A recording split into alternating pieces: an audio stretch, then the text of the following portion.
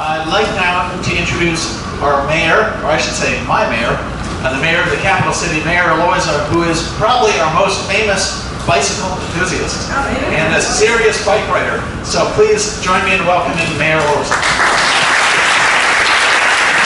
Thank you, John. Good morning, everyone. Good morning, and thank you very much for joining us for this really important announcement and a kickoff to this Yes on 3 campaign. So thank you, Jonathan, for everything that you do with Save the Bay and creating more of a culture and conscience of sustainability in our community, in our state. I want to thank Governor Raimondo for being a leader in this space and for making sure that the resources for this bond were included in her budget, thus making the passage much easier through the process. So thank you, Governor. Barnaby Evans, who's just an amazing champion for the city, an incredible artist who has left an indelible mark in what we do here in the city. Jeffrey Deal, who's been a partner with us in so many ways through the Rhode Island Infrastructure Bank.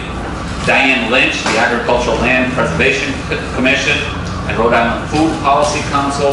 Barry Freeman, Executive Director of Bike Newport. Diane Campbell of Mosaico Businesses.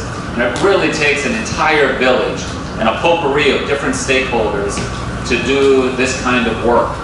Now, here in Providence, we staunchly and strongly support this clean economy question 3 bond. And we support it for a number of different reasons. The first, it supports and promotes economic development. Every year, thousands and thousands of people come into the heart of Providence to experience water fire and to stroll around our waterfront here at the Waterplace Basin. And when they do this, more and more folks who are drawn to the city for the first time or drawn to Providence yet again, they fall further in love in who we are. And it's no surprise that the more tourists that we get to the city, the more visitors that we have here in downtown, the better we're going to be doing in terms of economic development. People will be shopping at our shops, visiting our restaurants and bars. People will be inspired to invest right here in the city and contribute to this amazing momentum that we're building. So this green economy bond and the work it'll help us do here at Waterplace absolutely is an economic driver for our city. This bond is also important to us because the reality is that many of our families here in Providence don't have expansive backyards with green, fleshing lawns. And so many of our kids, they rely on our public parks as their backyards. In Providence, we've made it a goal to have a high-quality, beautiful park within a 10-minute walk of every resident in the city of Providence. And over the past 3.5 years, we've made significant renovations to our parks, including 90 substantial, significant rehabs or complete rebuilds to parks that haven't been touched oftentimes since the 1970s. And you have to believe that it's as a result of the previous bond that was passed that we can commit even more resources to creating, to fulfilling this vision of this beautiful park within a 10-minute walk of every child in the city.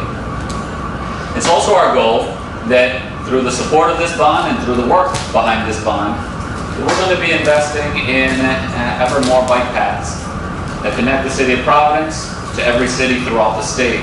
Now, I am an enthusiastic bicyclist. I bike to work every single day. Not today, because it's raining pretty bad. But I do bike every single day.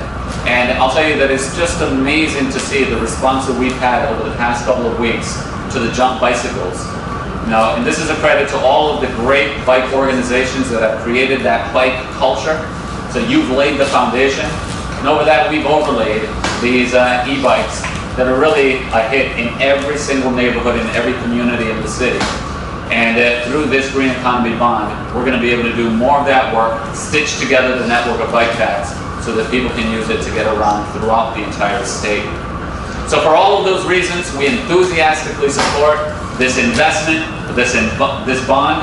And it's really important, as my good friend Sheila Dormady just mentioned, it's important not just for this bond to pass, but for this bond to pass with a big showing and big support, because absolutely, if we get 60, 70, 80+%, that makes it easier for the next bond 2 and 4 years from now. So let's make sure we talk to everybody, make sure everyone comes out and votes yes on 3.